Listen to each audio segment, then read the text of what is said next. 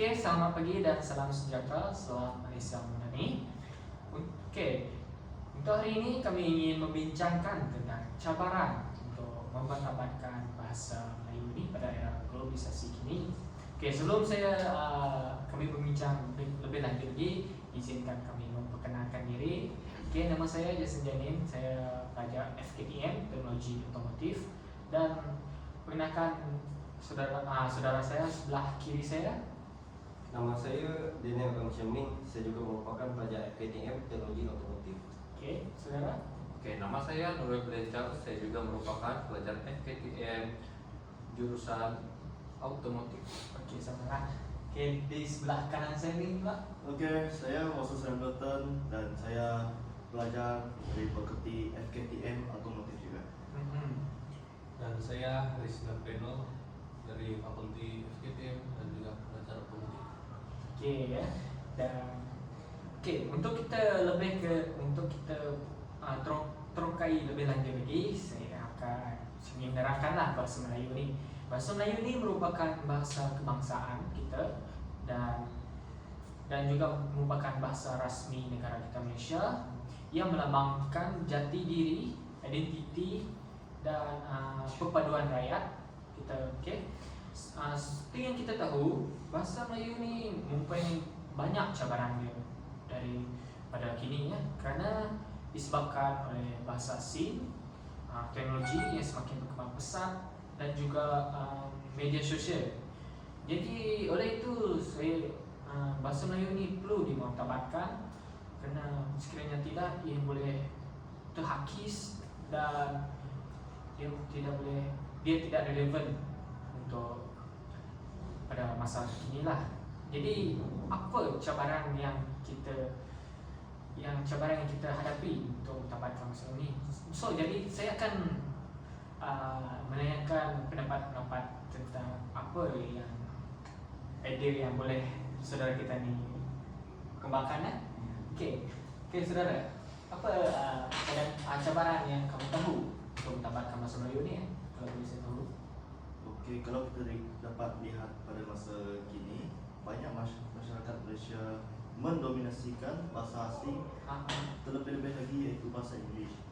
So bahasa asing ni dia lebih banyak digunakan dalam pendidikan, perniagaan, teknologi dan media. Okey. So sekarang kalau kita dapat lihat, banyak penggunaan bahasa Inggeris di mana-mana.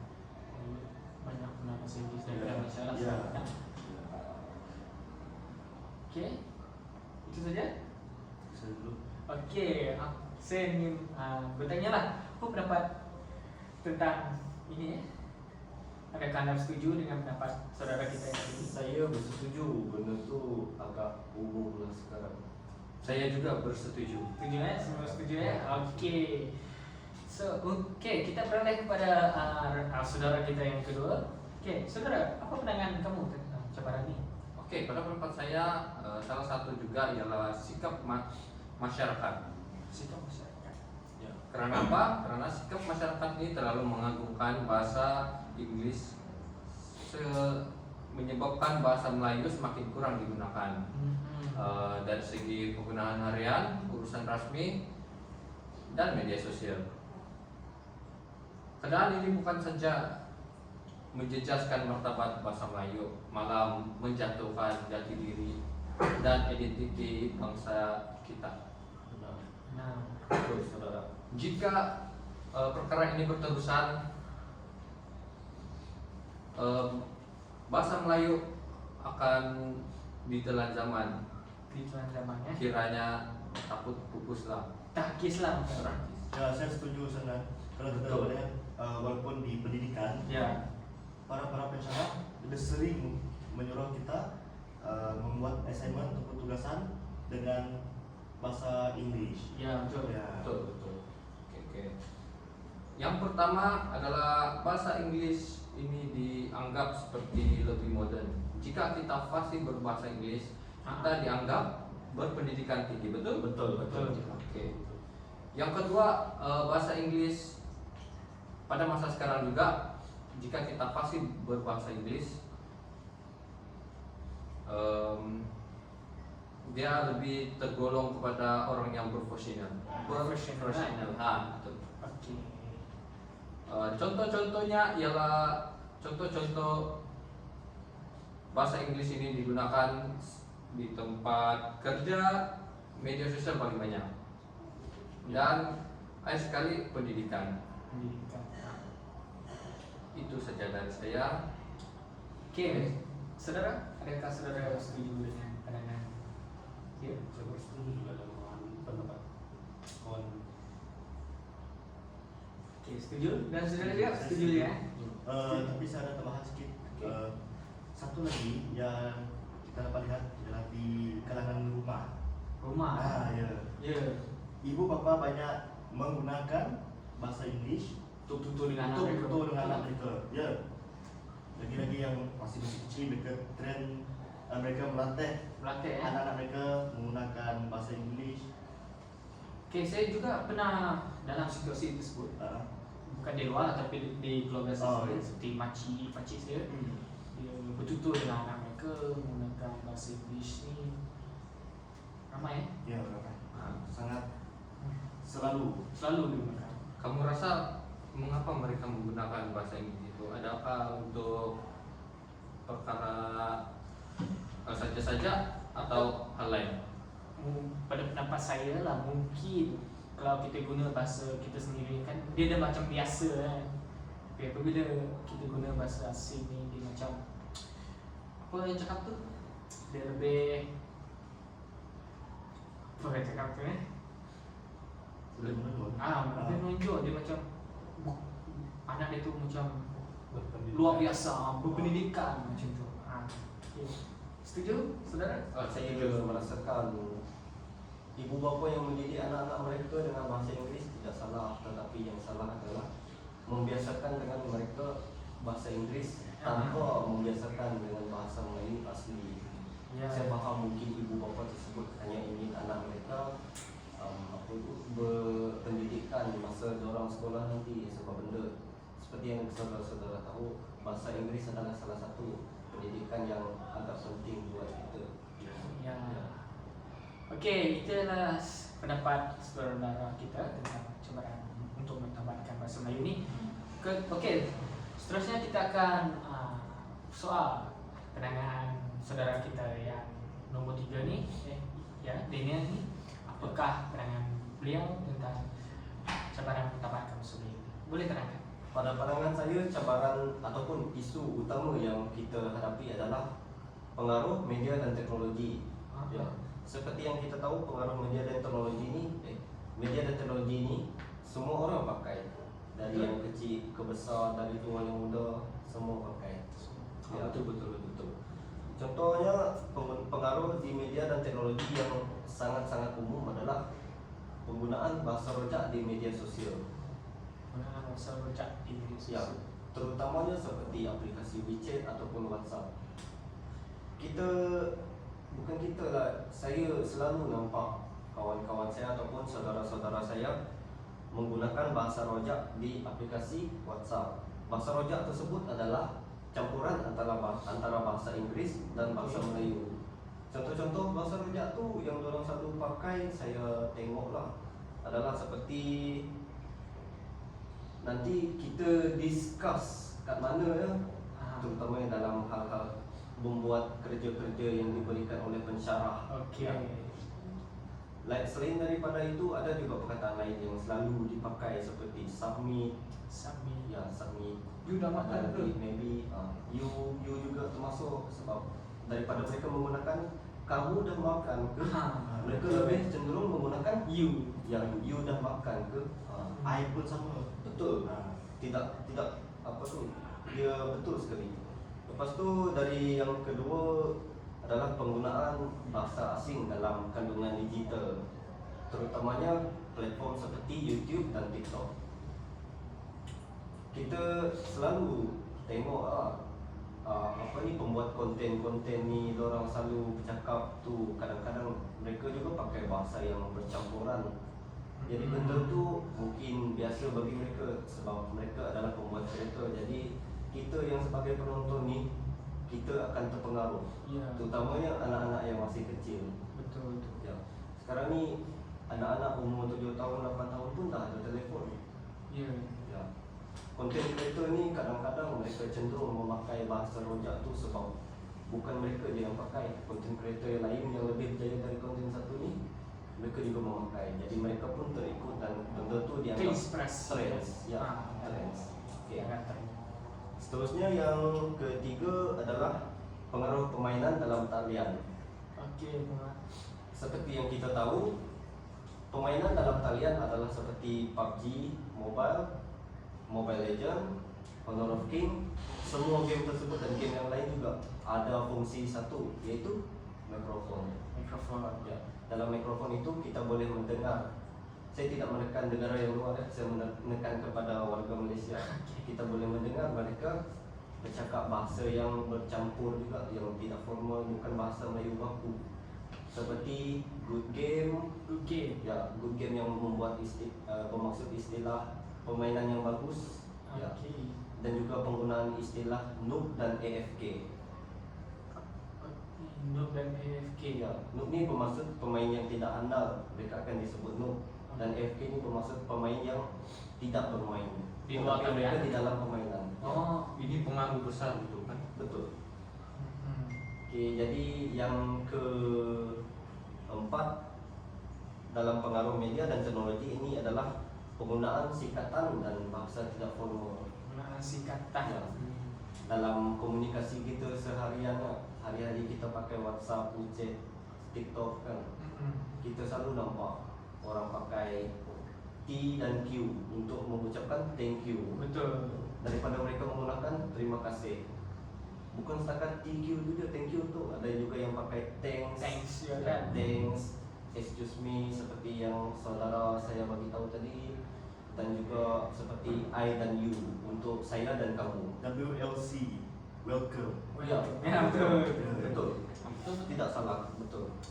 Jadi benda tu kalau bagi memartabatkan isu bahasa Melayu ni, dia agak mencabarlah bagi kita. Okey. Dia macam OTW kan? On the way.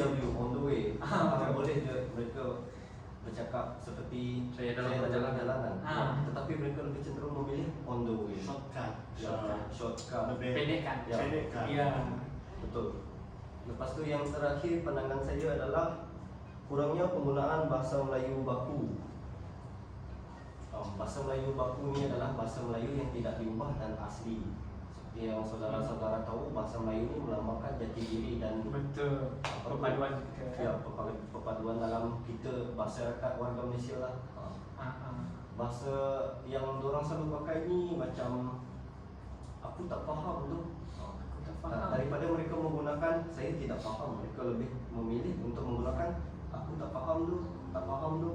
Faham. Ya, singkatan je, saya yakin saudara yang lain juga pasti tahu singkatan yang lain. Betul. Ya.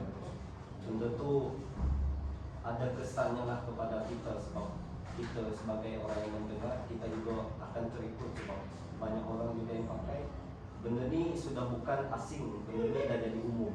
Jadi Umum, sangat umum. Terutamanya di kalau melihat dari aplikasi lah, dari media sosial apa semua tu, kita ada satu yang dipanggil ruangan komen tu untuk masyarakat bebas berpandangan. Betul. Ya. Tapi yang saya perasan masyarakat tersebut suka menggunakan bahasa yang campuran lah, bahasa asing yang bukan bahasa Melayu formal. Okey. Itu adalah salah satu isu lah dalam mempertabatkan bahasa Melayu kita. Ada. Okey, kita akan tanya macam mana pandangan saudara tentang isu yang dikembangkan ni. Ya, saya memang sangat setuju dan tidak bertahan untuk semua isu yang dikeluarkan dan dipersuarakan oleh saudara kita Daniel. Semuanya relevan lah kan? Ya, semua itu. Semua. Saudara ada komen ataupun pandangan? Itu pendapat saudara Daniel, saya sangat bersetuju lah Sangat setuju. pendapatnya. Okey. Untuk itu kita beralih ke poin yang terakhir yang akan dikemukakan oleh saudara kita ni. Okey, saudara, apa pandangan kamu tentang cabaran ni? Kalau pendapat saya, isu yang antara isu yang apa dia? Cabaran Cabaran untuk mentabatkan sendiri. itu adalah kurangnya penggunaan pengetahuan ilmiah dalam bahasa lain. Pengetahuan ilmiah. Ya. Okey. Jadi antara isunya adalah masalah istilah dan peristilahan dari segi sains, teknologi dan juga dalam bidang perubatan. Seperti yang kita tahu, lebih istilah-istilah yang digunakan lebih kepada bahasa Inggris. Ya, juga banyak lagi perkataan bahasa Melayu yang belum dimantapkan, kurang digunakan.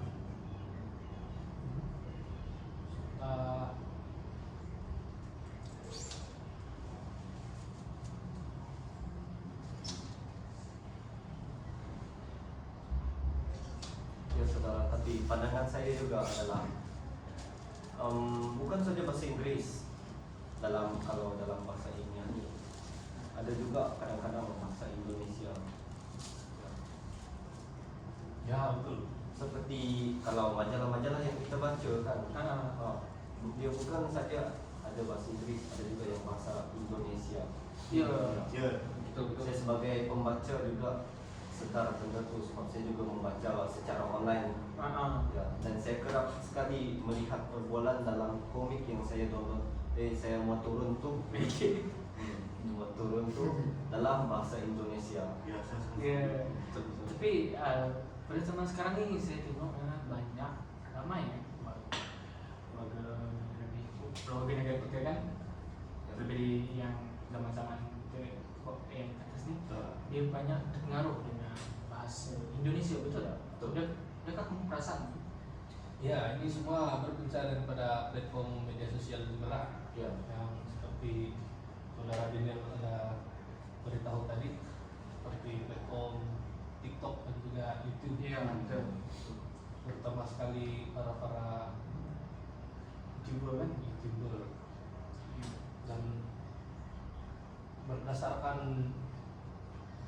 kajian, budak-budak zaman sekarang lebih cenderung untuk melihat konten YouTuber daripada Pikiran kita itu Betul. Indonesia. Sampai Sebagai contoh, salah satu pempengaruh besar di sana adalah Bintang. Indah Mas Saudara. Ya, betul. Saya tonton juga. yang gamer tu kan? Ya, Oh. Itu juga ya, ada influencer yang Atta Halilintar. Halilintar. Okey. Jadi disebabkan mereka terdedah dengan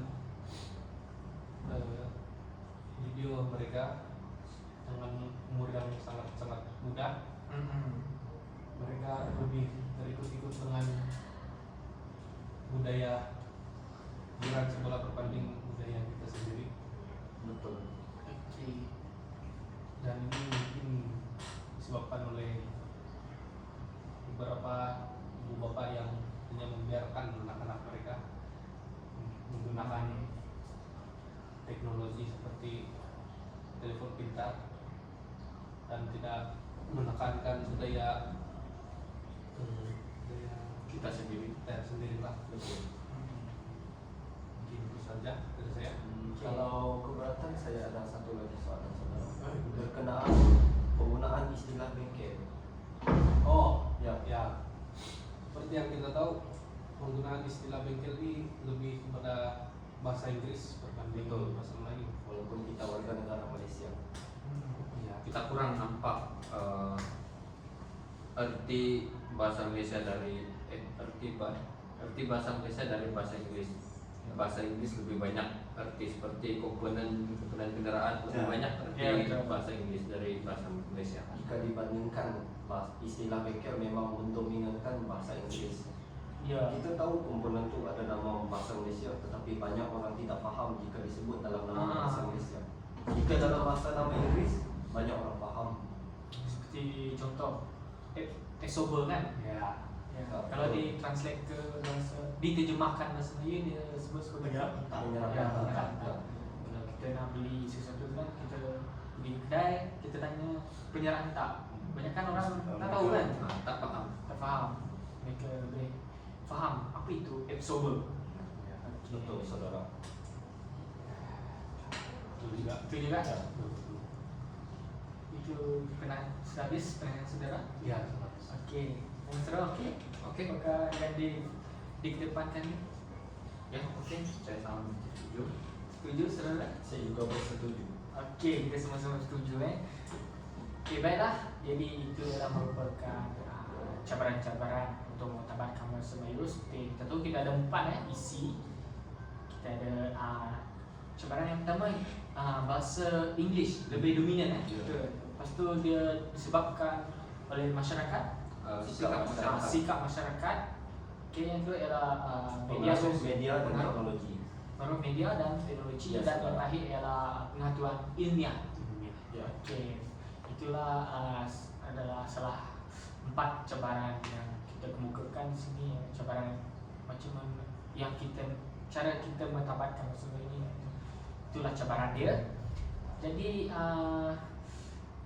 untuk akhir sekali dia ialah saya ingin apa tu, yang saya ibu bapa ialah memainkan peranan penting Harus bisa mainkan.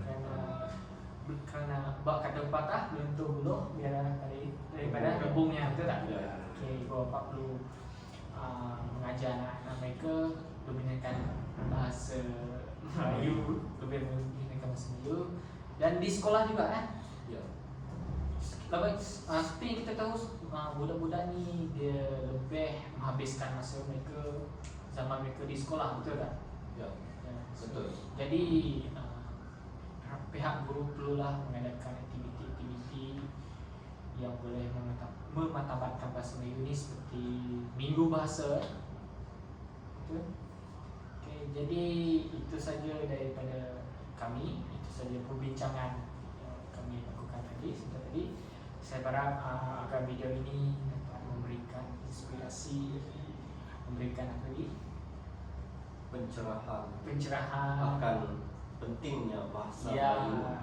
Dan dapat memartabatkan lagi bahasa Melayu. betul. Ya, dan juga menyadari betapa besarnya kesan sekiranya kita melupakan Mengabaikan bahasa Melayu. dia, betul. Bahasa utama di negeri kita. Negara. Negara. Ya, betul. Okey, jadi itu saja daripada kami. Sebelum ini saya ingin memohon maaf sekiranya ada terlanjur bahasa, terkasar bahasa Dan itu saja daripada kami.